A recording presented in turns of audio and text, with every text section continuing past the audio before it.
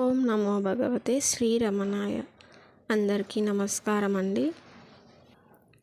ధర్మ అధర్మాల తేడా ఏమిటో మనకు తెలియదు కదా.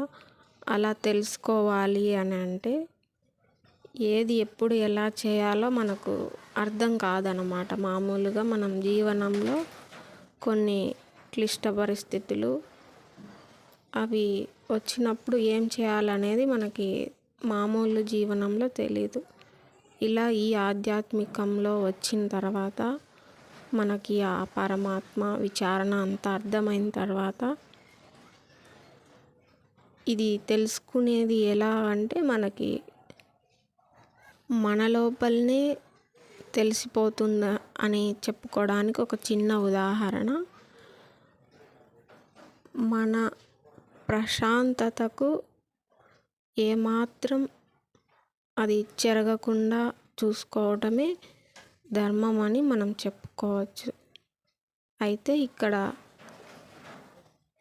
అధర్మం అనేదానికి ధర్మం అనేదానికి తేడా ఏమిటి, ఎలా తెలుసుకోవచ్చు అని అంటే, ప్రశాంతత అంటే మనం కష్టాలలో కూడా ప్రశాంతంగా ఉండే ఒక స్థితిని మనకి ఆధ్యాత్మికంలో తెలుసుకోగలము.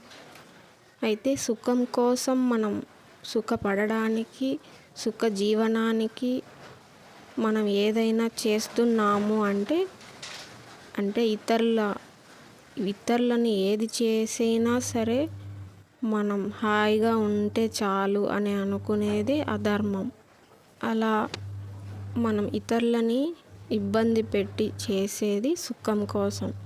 కానీ మనం ఏమైపోయినా పర్వాలేదు, ప్రశాంతంగానే ఉండగలము, మనకి ఆ ప్రశాంతతే ముఖ్యము అని మనం ఏదైతే చేస్తున్నామో అది ధర్మం కిందకి వస్తుందన్నమాట. ఈ ఆధ్యాత్మిక జీవనంలో దాదాపుగా ఎవరిని ఇబ్బంది పెట్టే విషయం ఉండదు. అలా ఇబ్బంది పెట్టవలసి వచ్చింది అంటే మన ప్రశాంతతకి వారు ఇబ్బంది కలిగిస్తున్నారనే దాని అర్థము. అలాంటప్పుడు నిర్ణయం తీసుకోవటం అనేది మన మీదే ఆధారపడి ఉంటుంది. కాబట్టి ఏది పోయినా పర్వాలేదు, మనకి శాంతిగా ఉండటమే ముఖ్యము అని అనుకుంటాం. కాబట్టి ఇక్కడ సుఖం ఇంపార్టెంట్ కాదు, కాబట్టి ముఖ్యం కాదు. కాబట్టి శాంతంగా ప్రశాంతంగా ఉండటమే మన జీవిత లక్ష్యం. కాబట్టి దానిని పోగొట్టుకోవటం అనేది ఆస్తి అంతస్తుల ఐశ్వర్యాల కంటే ఎక్కువ. కాబట్టి ఆ శాంతి ప్రశాంతతే మనకి అష్టైశ్వర్యాలు. కాబట్టి దానిని పోగొట్టుకోకుండా తీసుకునే నిర్ణయం ఏదైనా ధర్మం కిందికే వస్తుందనేది మనం ఇక్కడ తెలుసుకోవాలి.